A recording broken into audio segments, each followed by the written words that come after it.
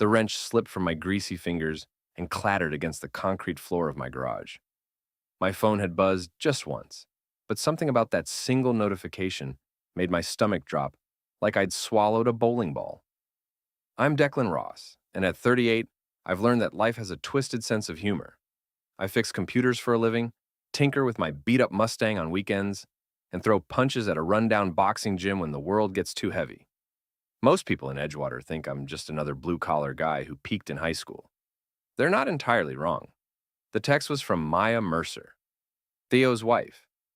We'd exchanged maybe 50 words in the 15 years I'd known her husband, my supposed best friend.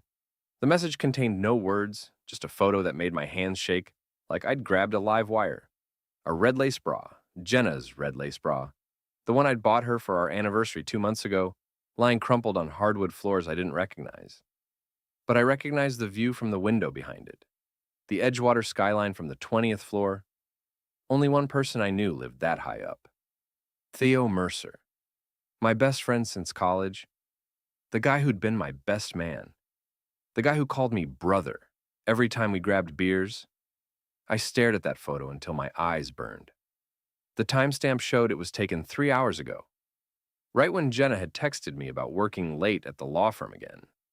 Another big case, another client dinner, another perfectly reasonable excuse for why she wouldn't be home until midnight. My wife of 16 years, the mother of my daughter, the woman who'd been distant and cold for months, always checking her phone, always finding reasons to leave the house. I'd chalked it up to stress from her job as a corporate lawyer. Turns out I was half right. She was definitely getting worked up about something. I walked to my workbench and opened my laptop. Jenna and I shared a phone plan, which meant I could access location data if I really wanted to. I'd never wanted to before. Trust, right? That's what marriage is built on. Well, trust and apparently really poor judgment.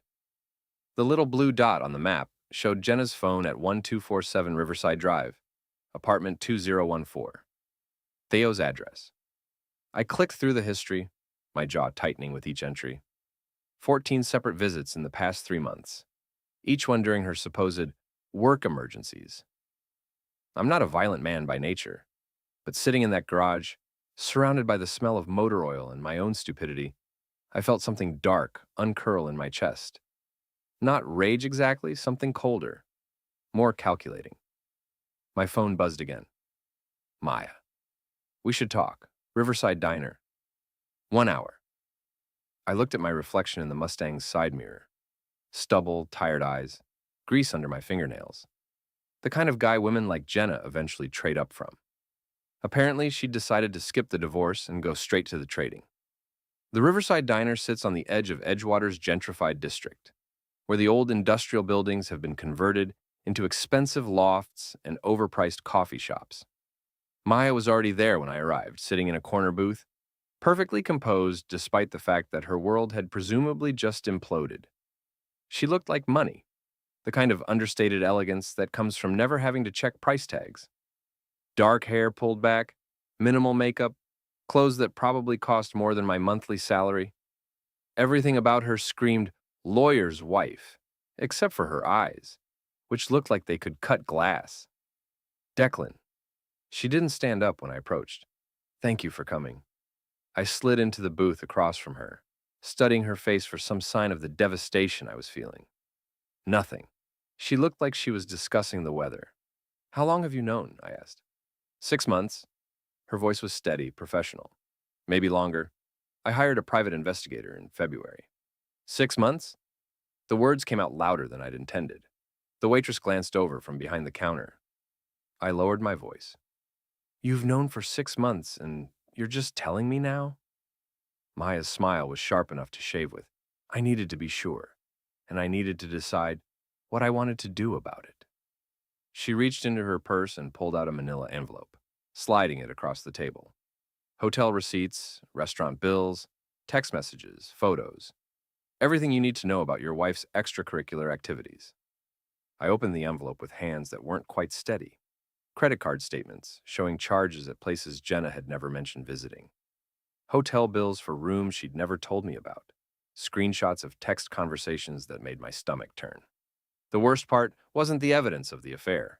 It was how sloppy they'd been, how little they'd cared about covering their tracks, how certain they'd been that I'd never figure it out.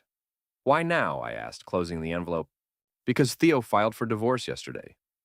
Maya's composure finally cracked, just for a second. He thinks he's going to ride off into the sunset with your wife and half of everything I've worked for. He's wrong. I leaned back in the booth, processing. What do you want from me? I want them to pay, both of them. I want them to understand what it feels like to lose everything. She paused, then leaned forward. And I think you want the same thing. She was right. Sitting there in that diner, looking at the evidence of my wife's betrayal, I realized I didn't want to be the understanding husband who took the high road. I didn't want to quietly sign divorce papers and split assets and pretend this was all very civilized and mature. I wanted them to burn. What did you have in mind? I asked. Maya's smile returned, colder than before. Theo's birthday party is next weekend. 40 guests, open bar, catered lawn party at the country club. Everyone who matters in this town will be there, including Jenna. Including Jenna. She pulled out another envelope thicker than the first. I've been planning this for months, Declan. But I need a partner. Someone with nothing left to lose. I thought about going home to an empty house, waiting for Jenna to return from another client dinner with my best friend. Thought about pretending I didn't know, playing the fool for however long this charade continued. What's the plan? I asked. Maya's eyes lit up like a kid on Christmas morning. We're going to give them a birthday party they'll never forget. The next morning, I woke up in my garage. I'd fallen asleep on the old couch I kept out there, still wearing yesterday's clothes. Maya's envelope clutched in my hand like evidence of a crime I hadn't committed yet. Jenna was in the kitchen when I walked in, perfectly dressed for another day of practicing law and practicing adultery. She looked up from her coffee with that expression I'd grown to hate, the one that said she was tolerating my presence in her life. You look terrible, she said, not unkindly. Just stating a fact, like commenting on the weather. Worked late in the garage. I poured myself coffee from the pot she'd made, noting that she'd only made enough for one. Small details like that had been adding up for months, but I'd been too trusting or too stupid to pay attention. Olivia's at my mother's this weekend, Jenna said, checking her phone.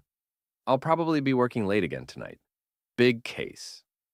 Our 16-year-old daughter, safely out of the house while Mommy played house with Uncle Theo. How thoughtful. Which case? I asked. The question seemed to surprise her. I usually didn't ask about her work. The Morrison acquisition, very complicated.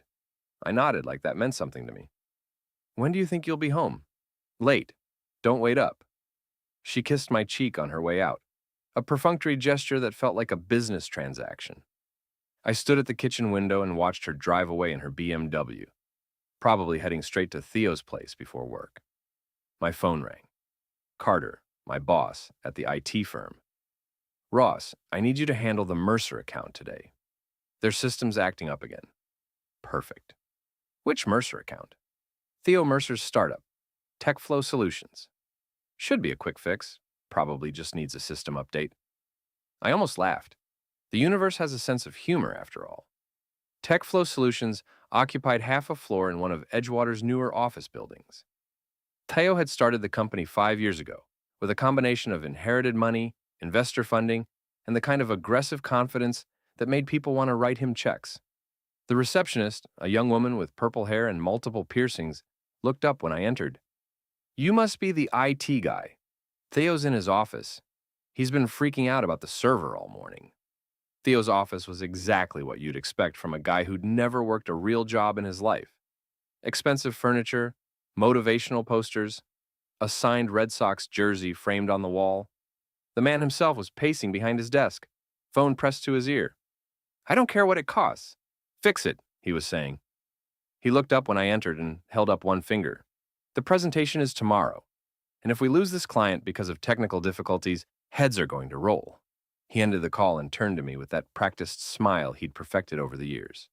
Deck, thank God you're here. This system is driving me crazy. I set down my toolkit and looked at him, really looked at him. Theo was everything I wasn't. Tall, well-dressed, confident in the way that only comes from never having to worry about money. The kind of guy who'd never changed his own oil or thrown a punch that wasn't in a boxing class at an expensive gym. What seems to be the problem? I asked. Email servers down. Can't send or receive anything. It's a disaster.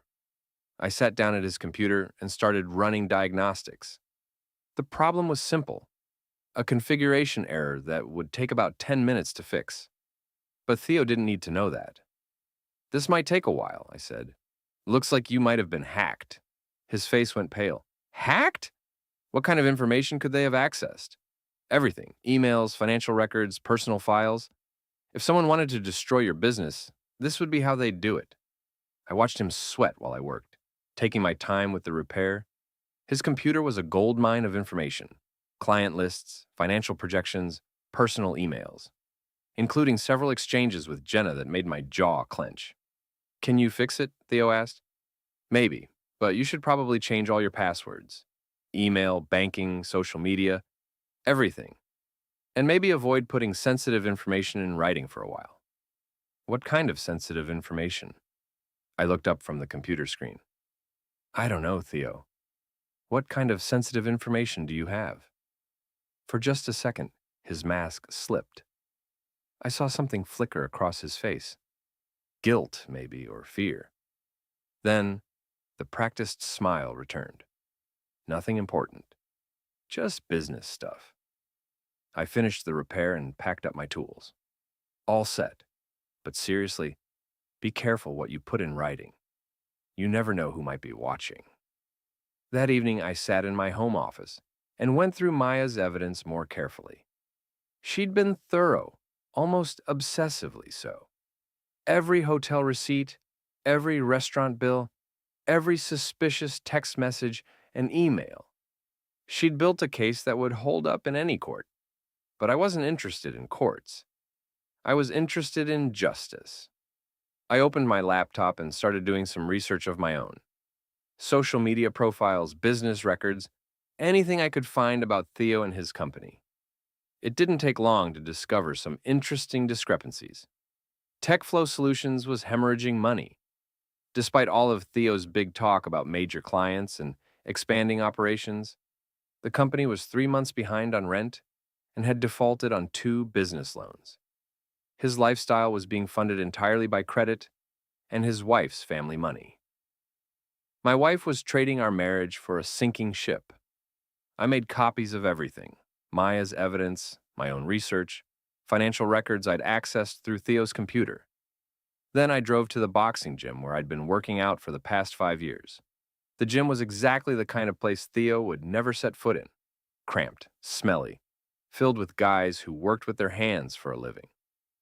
Emily Tran, the owner and head trainer, looked up when I walked in. You look like someone peed in your coffee, she said. Emily was 35, built like a brick wall, and had never sugarcoated anything in her life. She'd been coaching me since I started coming to the gym, and she was one of the few people in town who'd never bought into Theo's charm. Worse, I'd said, someone peed in my marriage.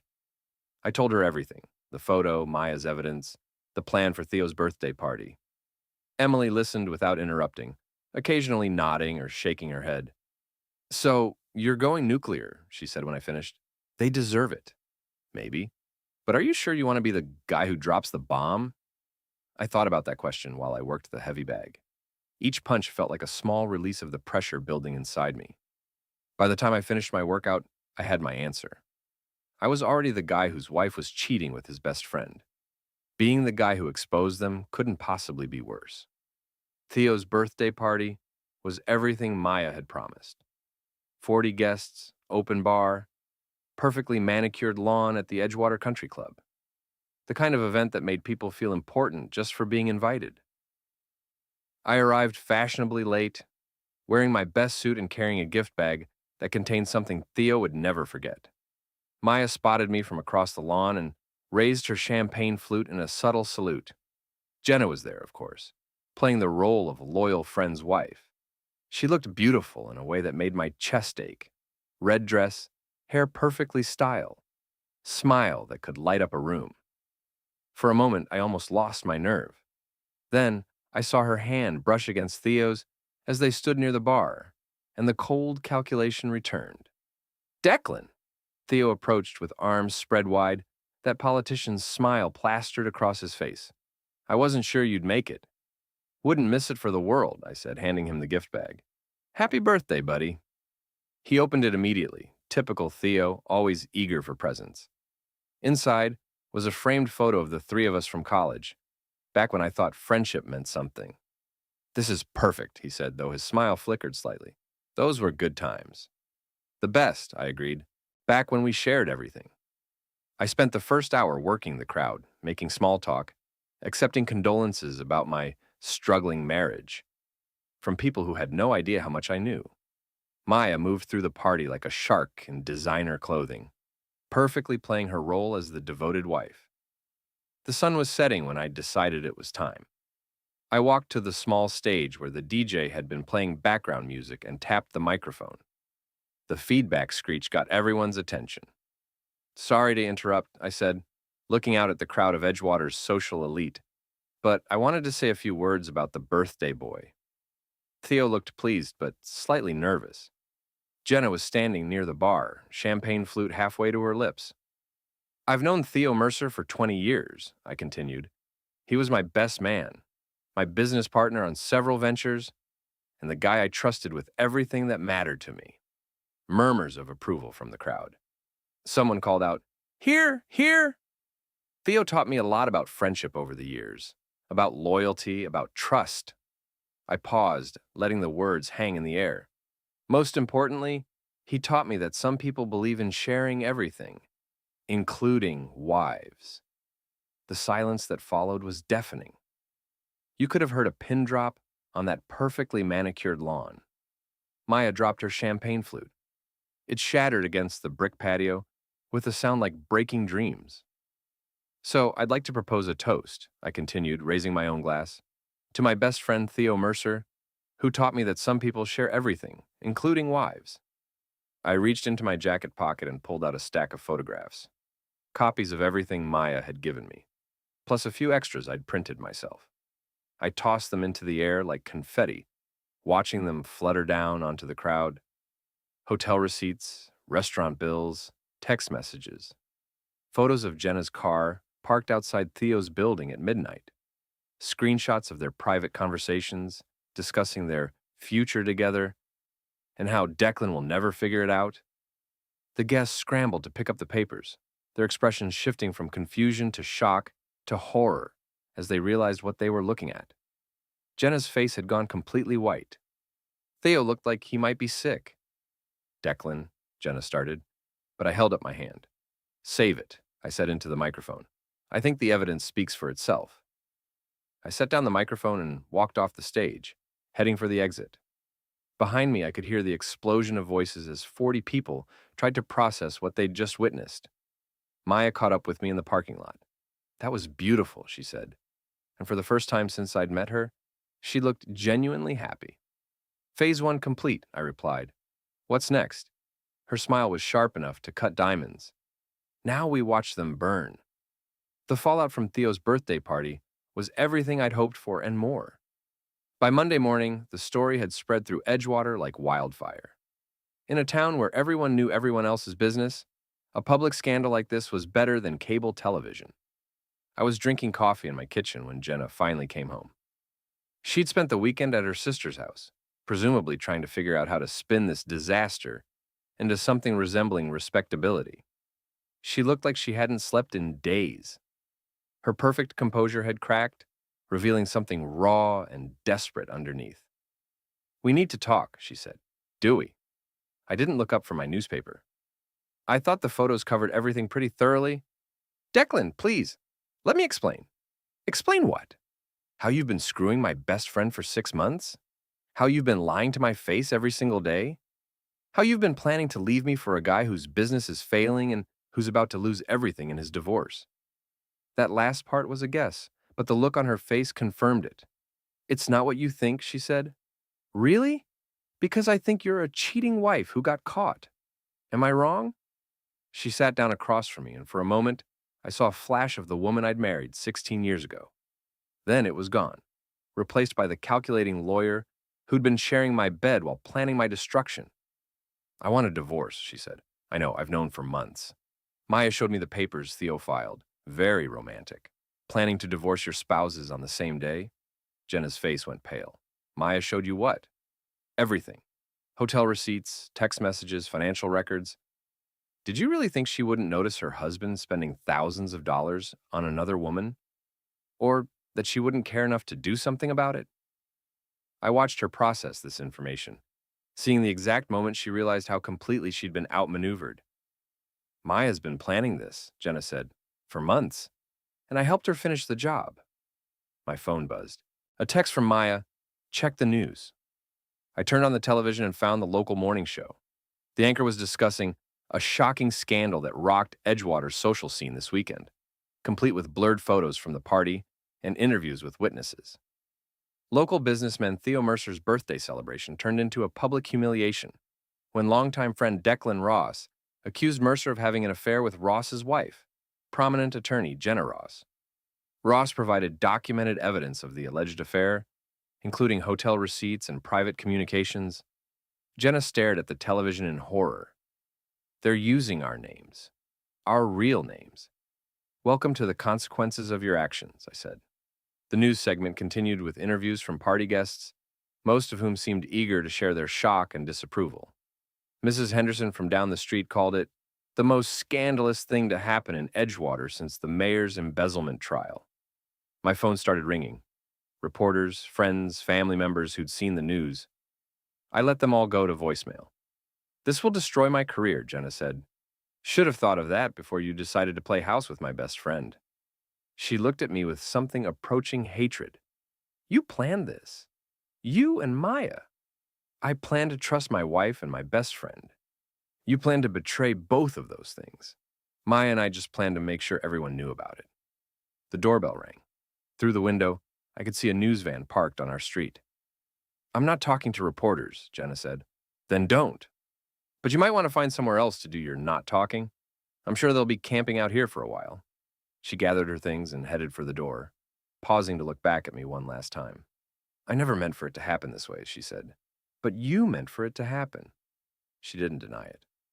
After she left, I sat in my kitchen and listened to my voicemail messages. Most were from reporters or curious friends, but one stood out. Declan, this is Jim Morrison from Morrison Industries. I saw the news this morning, and I wanted you to know that we're terminating our contract with your wife's law firm immediately. What she did to you is unforgivable, and we don't do business with people who can't honor their commitments. If you ever need anything, give me a call. I smiled for the first time in days. Jim Morrison was one of the biggest clients at Jenna's firm, and if he was pulling his business, others would follow. My phone rang. Maya. Have you seen the news? She asked. Watching it now. How's Theo handling his 15 minutes of fame? About as well as you'd expect. His business partner called an emergency meeting this morning. Apparently, having your personal life splashed across the local news isn't great for investor confidence. Shocking. I'm filing the divorce papers today. My lawyer says we should have everything wrapped up within a month. What about Theo's assets? Maya's laugh was sharp and satisfied. What assets? The man is leveraged to his eyeballs. The house, the cars, the boat, all of it belongs to the bank. I'll be lucky to get out of this marriage without his debts. So Jenna's trading our marriage for a bankrupt playboy. Looks that way. Speaking of which, how did she take the news coverage? About as well as Theo, I'd imagine. She's worried about her career. She should be. I may have mentioned to a few people at the Bar Association that she's been using firm resources to conduct her personal affairs. Apparently, some of those hotel bills were charged to client accounts. I whistled low. That's not just embarrassing. That's grounds for disbarment. Funny how these things work out. After Maya hung up, I sat in my quiet house and tried to figure out what I was feeling.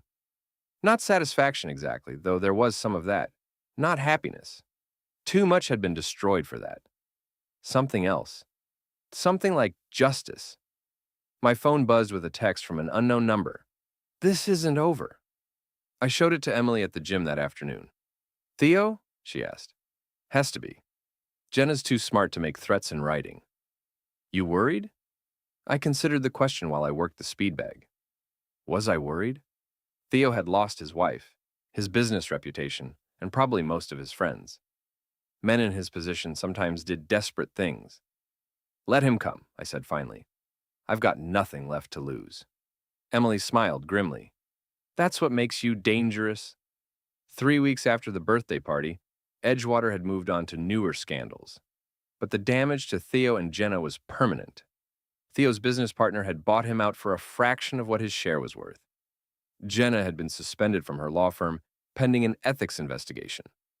I was working late at the IT office when Theo finally made his move. I heard him before I saw him. Footsteps in the hallway outside my office, heavier than the usual cleaning crew. When he appeared in my doorway, he looked like a man who'd aged 10 years in 3 weeks. His expensive clothes were wrinkled, his usually perfect hair was disheveled, and his eyes had the desperate look of someone who'd lost everything and had nothing left to lose. Hello, Declan. I leaned back in my chair, keeping my hands visible and my voice calm. Theo, working late? We need to talk. I'm listening. He stepped into my office and closed the door behind him. You destroyed my life. I exposed your choices. There's a difference. My marriage is over. My business is ruined. My reputation is destroyed. All consequences of decisions you made. I didn't force you to cheat on your wife with mine. His face flushed red. You humiliated me in front of the entire town. You humiliated yourself. I just made sure everyone knew about it. He took another step closer, and I could smell alcohol on his breath. I could ruin you too, you know? I could tell everyone about the things you've done. What things? Breaking into my computer? Stealing my personal information? Conspiracy with Maya to destroy my marriage? I almost laughed. You mean fixing your computer when you called for tech support? Accepting evidence that your wife freely gave me? Telling the truth at your birthday party? You planned this whole thing. I responded to what you did. You want someone to blame for your situation? Look in a mirror. Theo's hands were shaking now, whether from anger or alcohol or both. You think you've won, don't you? You think you're the hero of this story. I think I'm a man who got tired of being played for a fool. Jenna never loved you. She told me so. She said being married to you was like being buried alive. The words hit harder than I wanted to admit, but I kept my expression neutral. And yet she stayed married to me while she was with you. What does that say about your appeal? That pushed him over the edge. He lunged across my desk, grabbing for my throat with clumsy, desperate hands. I'd been expecting it. Emily's training had taught me to read the signs of impending violence. I rolled my chair backward and stood up in one smooth motion, letting his momentum carry him past me. He stumbled and crashed into the filing cabinet, scattering papers across the floor. That's enough, I said. He turned around, breathing hard, looking for something to throw or break. His eyes settled on my computer monitor. Don't, I warned. He grabbed the monitor and raised it over his head.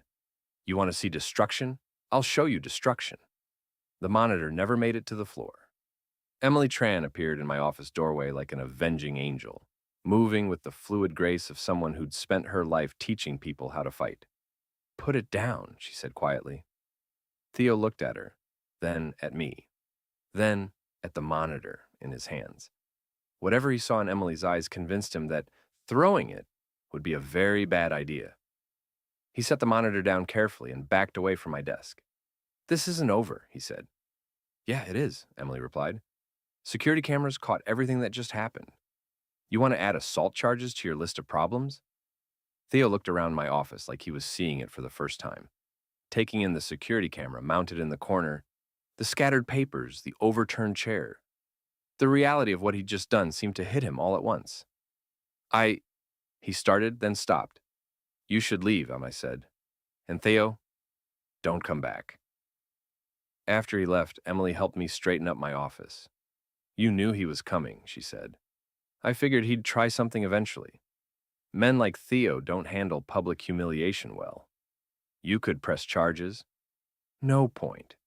He's already destroyed. Pressing charges would just give him something to focus his anger on. Emily nodded approvingly. Sometimes the best revenge is just letting someone self-destruct. Maya taught me that. Speaking of Maya, how's she handling her new freedom? I smiled. Last I heard, she was planning a trip to Europe, something about celebrating her independence. And Jenna? My smile faded. Jenna's moved in with her sister. The ethics committee is meeting next week to decide whether to recommend disbarment proceedings. You feel bad about that? I consider the question. Did I feel bad? Jenna had made her choices, just like Theo had made his. The consequences were unfortunate, but they were also inevitable. I feel bad about what our marriage became, I said finally. But I don't feel bad about exposing the truth. Emily clapped me on the shoulder. That's the difference between justice and revenge. Justice is about truth. Revenge is about pain. Which one was this? Both, she said. And that's okay. Sometimes the world needs both. 6 months later, I was back in my garage, working on the Mustang's engine, when my phone buzzed with a text from Maya. Saw Jenna at the grocery store today. She's working as a paralegal now. Didn't look happy. I set down my wrench and thought about that. Jenna, who'd once been one of Edgewater's most successful attorneys, reduced to doing grunt work for lawyers who'd once considered her their equal. It should have felt like victory. Instead, it just felt like